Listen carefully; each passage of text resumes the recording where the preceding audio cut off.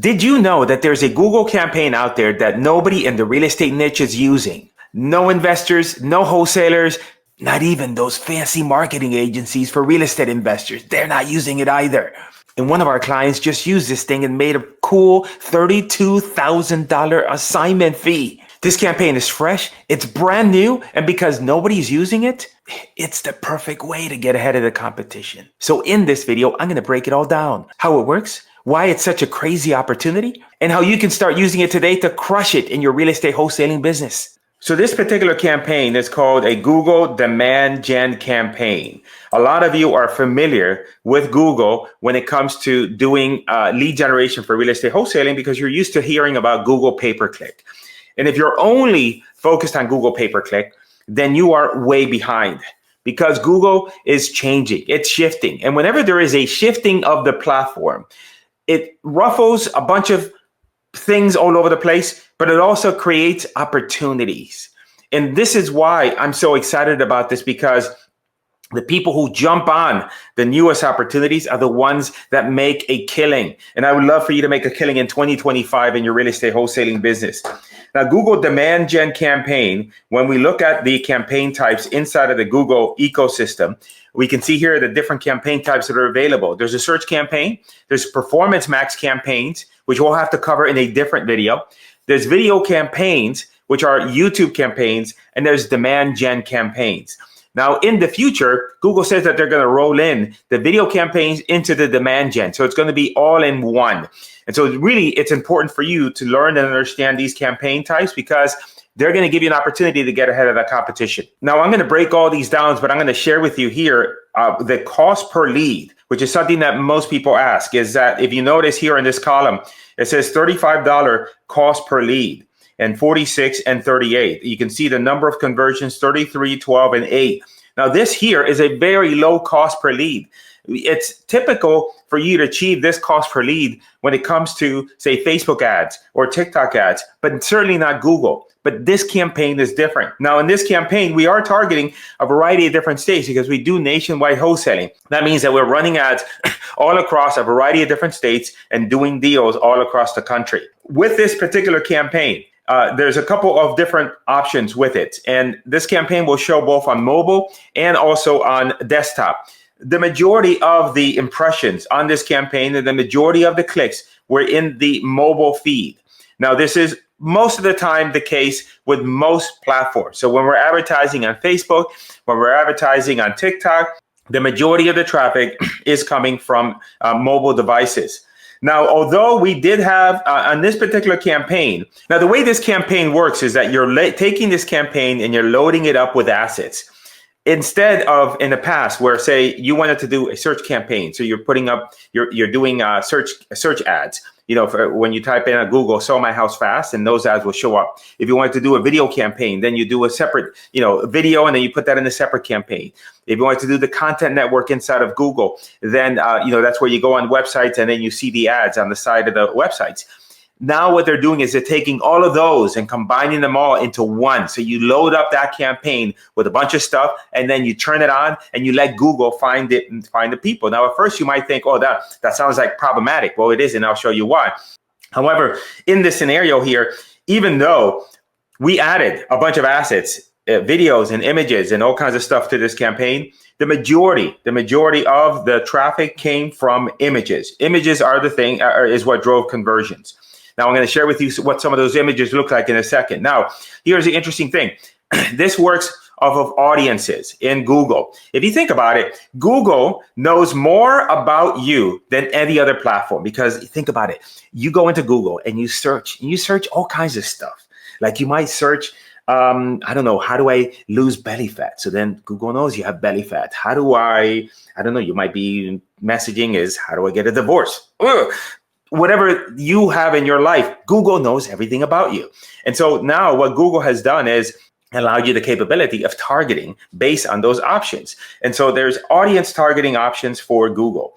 And I'm going to share with you what they are. We go inside the audience manager, and these are the different types of audiences that we can put together. And we can put all sorts of demographic and a psychographic information into Google. And we can even specify we want lower income brackets or higher income brackets in Google. And here is, I'm going to share with you what these are. And these are the different segments that we set up when we set these up for clients. We have a cash customer interest, cash search terms, motivated seller intentions, motivated seller search queries.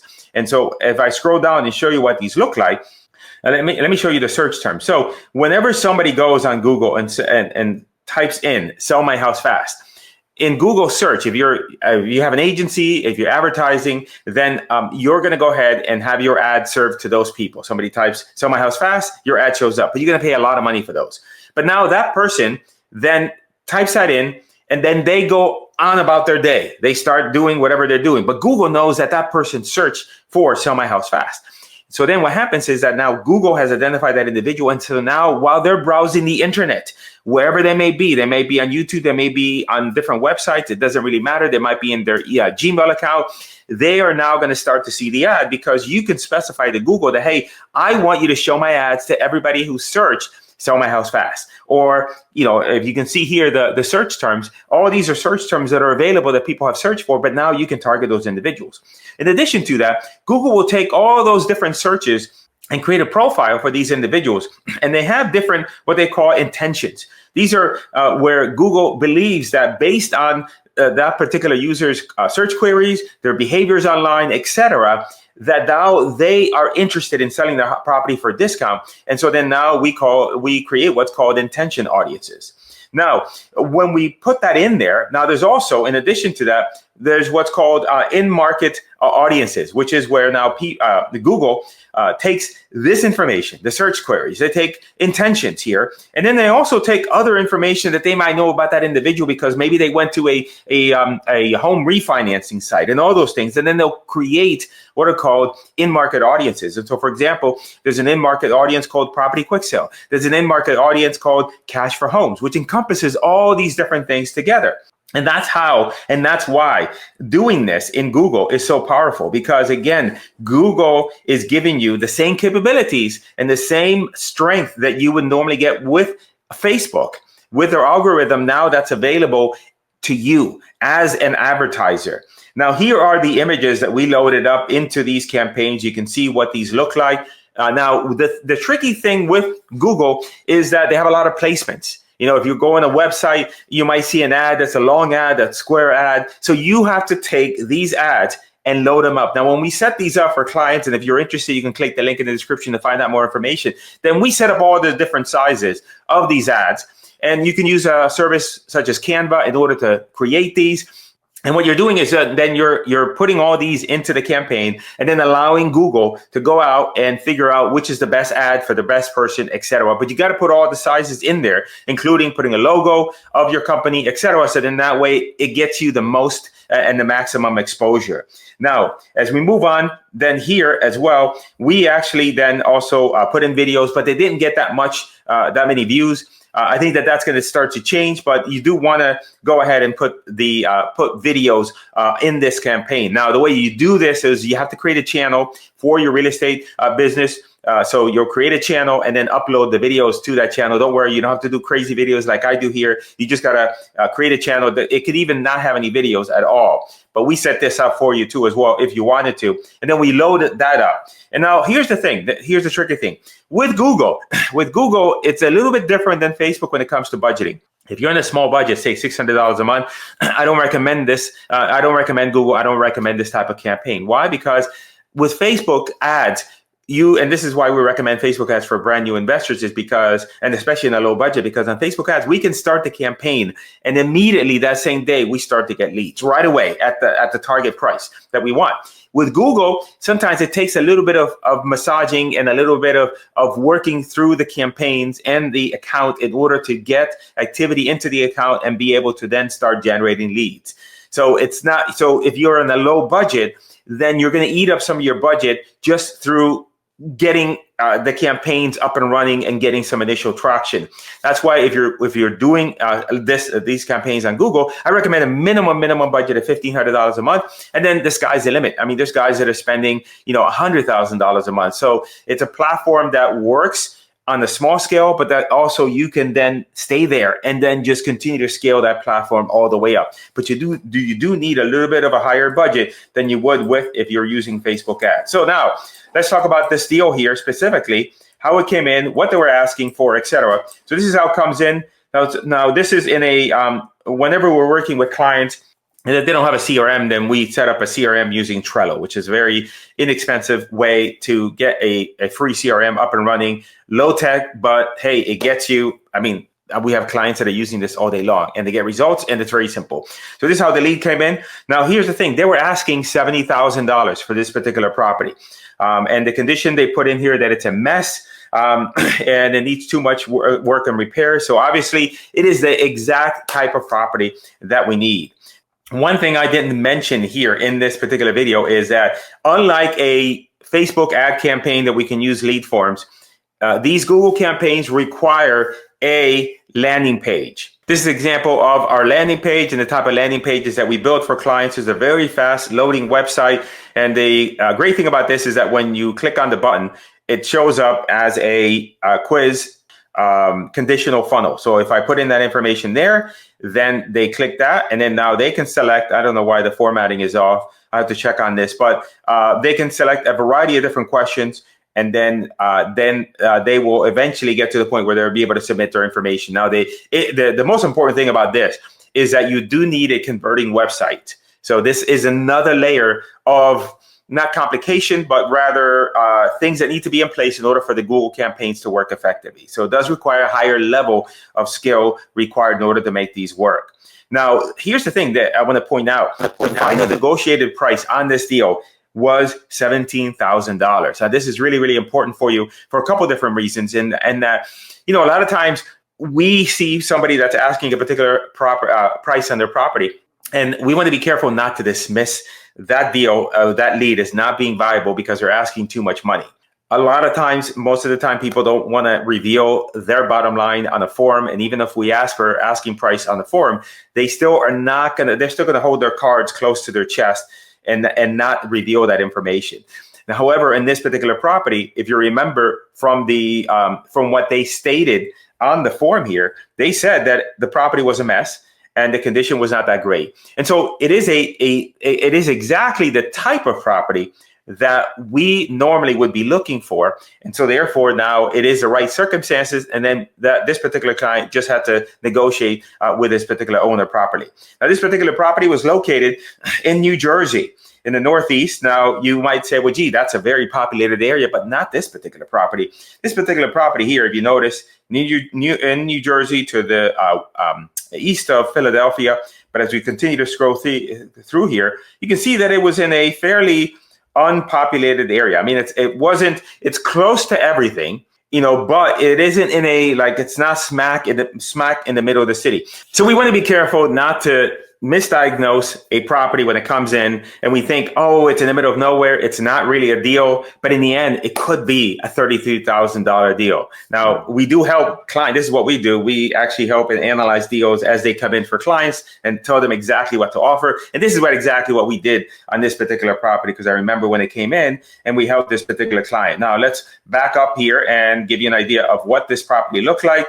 And this is what some of the pictures look like, etc. Now, I didn't disclose the exact address of the property just because the client asked me not to. Let's talk about how the client found the buyer. Now, we use InvestorLift, and this is our number one platform when we're going ahead and finding buyers for these particular properties. The client in this scenario went ahead and sold the property on their own. So one of the things we do is that we do sell properties for clients as part of our JV program and partner program. However, we do give the client an opportunity to go out and find their own buyers. And if they can't, then they can come back to us as a second chance, right? Just to make sure that, hey, we get the deal sold. So he used another platform called InvestorBase, and I'll include the links to both InvestorLift, which has a free option that you can sign up for InvestorLift for free, and then also InvestorBase. There's a particular you can sign up for a 7-day trial, and I'll put those links in the description here for you.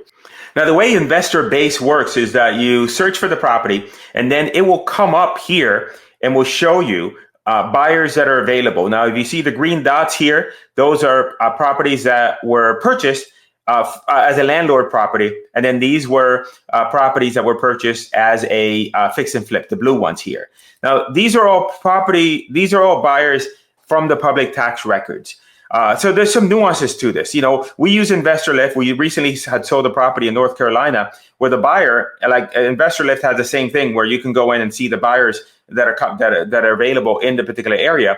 The difference is, like, for example, we sold a property recently in North Carolina where the buyer was actually a real estate agent that reached out to us on behalf of their client. So that buyer would not have shown up on Investor Base because Investor Base is based on data in the of actual transactions, whereas Investor Lift can go ahead and have somebody sign up to be on the buyer's list, even though they have not officially purchased a property or may not show up in the public records here. So there's some nuances. That's why I think it's great to be able to use both of them. On the right-hand side here, you can see the buyers. They have what's called the smart match, which is identifying the likeliest buyer that, you know, the buyer that would be likeliest to maybe want your deal. And they have different searches and parameters here. You can see here, and then the link in the description, you can actually see the, I have videos that you can go to a page and see how it works. But I recommend you getting both because, again, Investor Lift has a free account now. And so it's easy for you to get on board with them as well. Links in the description. So at the end of the day, this particular wire was for $32,315,000.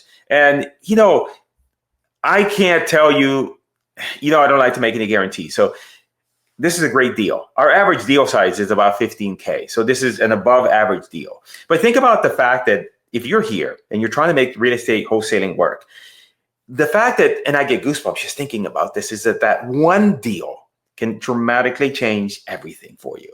Because now this particular client not only has, they recoup the cost that they spend on money, on the marketing, they now have money as a buffer. They now have a war chest of additional money that they can put into more ads. And getting the first deal done is always the toughest. Once you get the first deal done, I mean, you've gone through, I mean, he's talked to so many sellers. Because he was running a variety of different campaigns. He's running Facebook and Google, but he has talked to so many sellers. He has made so many offers. He then talked to the buyers and gone through that process. And now he's gotten a hell of an education, better than any course or system or anything out there. I don't care what they say, even mine included. Getting a deal done is the best education.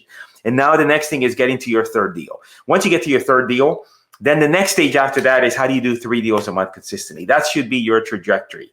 Now, if you're experienced here, then this is just an opportunity for you to say, hey, I need to look at this campaign and I need to get this up and running. Now, if you want to know how we find amazing real estate deals using Facebook ads, make sure you check out this video here.